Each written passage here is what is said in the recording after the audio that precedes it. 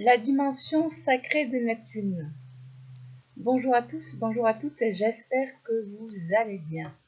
Aujourd'hui je vous parle un petit peu d'astrologie et plus exactement de la planète Neptune et de sa dimension sacrée.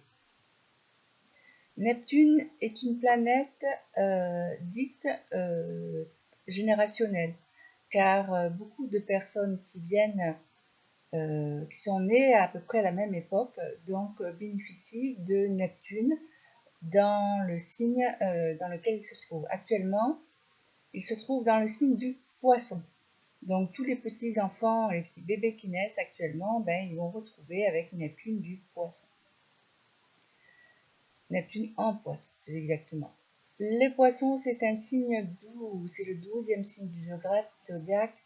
Un signe tendre, un signe d'affection, c'est un élément eau, hein, on est dans l'élément eau. C'est un signe les poissons sont sensibles, doux, ils sont bons aussi, hein, ils sont bons de cœur. En général, ça fait des bonnes personnes, des gentilles personnes, assez souples, assez malléables, voilà. On va dire que le bon poisson, il se laisse faire, il se laisse guider, c'est un signe tranquille.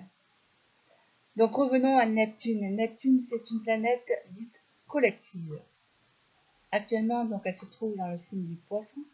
Elle est rentrée en avril 2011 et elle en ressortira qu'en janvier 2026.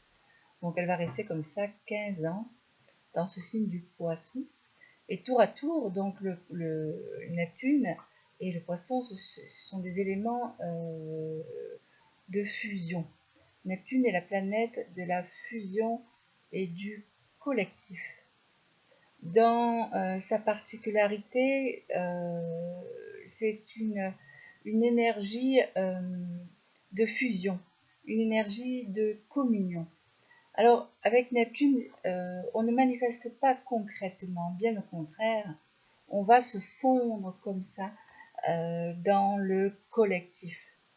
Ce qui fait que les personnes qui sont très marquées par cette planète, les poissons, les ascendants poissons, Neptune sur l'ascendant, Neptune conjoint soleil, tout un mer planétaire en poisson, ont une tendance à avoir beaucoup d'intuition, à ressentir les autres, à avoir la faculté. C'est un principe, Neptune est un principe de réceptivité. Et donc en tant que principe de réceptivité, ça se manifeste par l'intuition, l'inspiration, la médiumnité, la voyance aussi, hein, ou la clairvoyance. Voilà. Toute cette planète, c'est une planète qui ne permet pas de concrétiser les choses, puisque en tant que planète de fusion, elle va dissoudre tous les éléments, ce qui fait que les personnes très marquées par la planète Neptune ont cette notion d'idéal, d'amour impossible. Il y a un côté très artistique, créatif dans l'énergie neptunienne, particulièrement puissante. Ce qui fait qu'un être très marqué par Neptune peut avoir des facultés psychiques hors normes, ou alors embrasser un grand champ de conscience, hein, parce que c'est l'énergie divine, c'est l'énergie qui nous relie au cosmos, au un, à l'unité, puisque Neptune va dans sa marche au travers du zodiaque faire dissoudre tout ce que l'ego a construit pour se fondre dans le 1, dans la fusion au 1, dans l'énergie de la vie, l'énergie universelle ou les principes de vie, peu importe le mot auquel on est sensible ou attaché. Donc, en astrologie ésotérique, Neptune est régie par Pluton.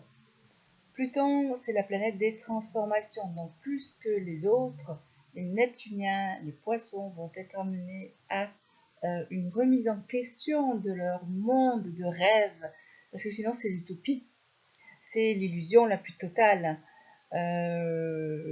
C'est Maya, hein, l'illusion qu'on appelle les hindouistes. Donc, c'est l'illusion, l'utopie, le faux rêve. Voilà, on n'avait pas vu, on n'avait pas compris comme ça. Et en fait, là, il y a Neptune derrière. Donc, il est préférable avec Neptune donc, de transformer avec l'énergie de Pluton en ésotérique, d'amener une transformation dans sa manière de voir ou de saisir, car les Neptuniens vont chercher, vont être en quête d'une énergie qui ne se trouve pas sur Terre. Elle ne se trouve pas sur Terre parce que c'est une énergie immatérielle, donc c'est plutôt une énergie spirituelle, une énergie d'ordre métaphysique, d'ordre mystique. Elle va pousser l'individu comme ça à beaucoup plus de mysticisme. La relation à Dieu, la relation à l'univers, aux anges, à la vie, la relation à tout ce qui entoure, pour eux c'est naturel. Hein.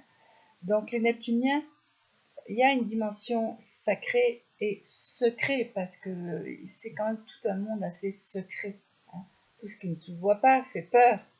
Tout ce qui ne se comprend pas concrètement, logiquement, analytiquement, fait peur. Et le Neptunien, lui, n'a pas peur, car il sait qu'il existe autre chose. Donc voilà pour la dimension sacrée de Neptune.